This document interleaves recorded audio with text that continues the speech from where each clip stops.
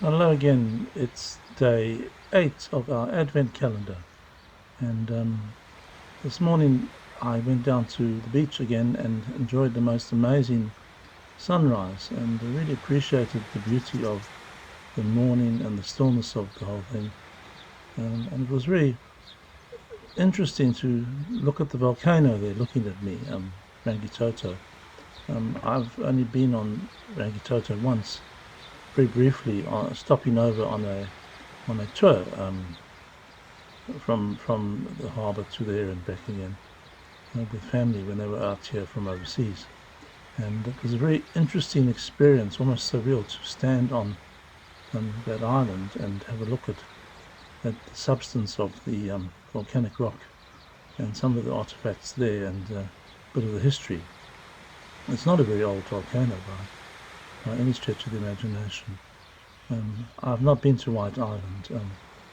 I don't know if I would want to go there and be quite so close to a brewing volcano like that. But as you know, perhaps you don't, but you do now, today is the first anniversary of a massive eruption on that island a year ago, on the 9th of December 2019.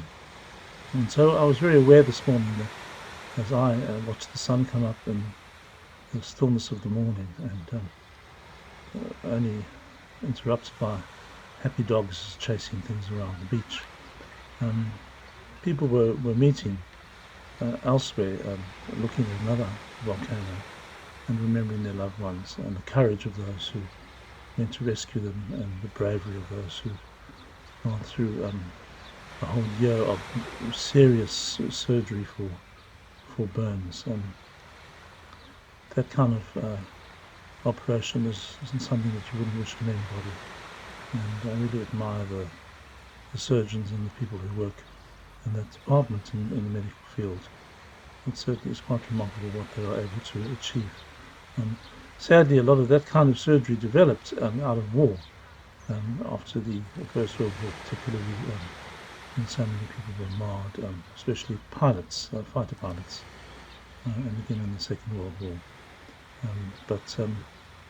So we remember those who've died under those kind of tragic circumstances and the courage of those who have survived and are pressing on with their rehabilitation, which is a long, painful process. It's hard to fit all of that in on a day which is the beginning of a week reflecting on peace.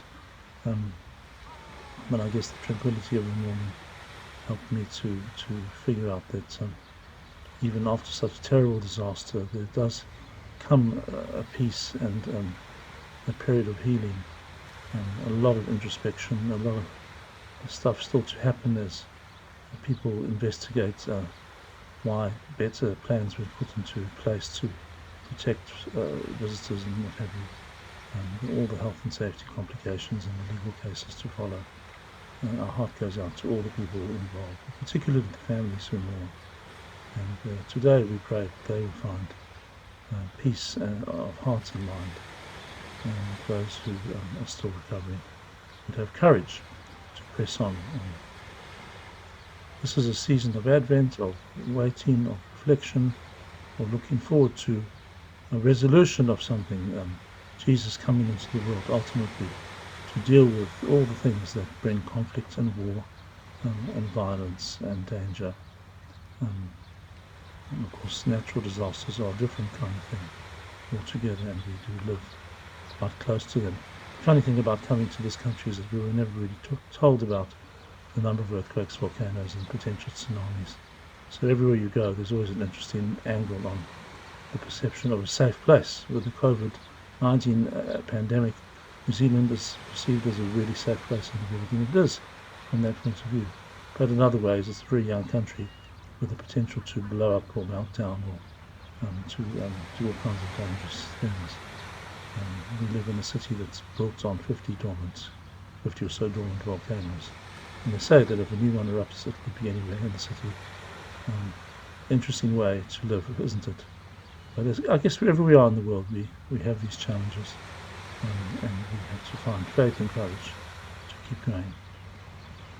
Well, enjoy this lovely day, and another day closer to the end of the Advent season and the coming of Christmas, the celebration of the light of Christ coming into the world. God bless you, and take care. We'll see you tomorrow. Bye-bye.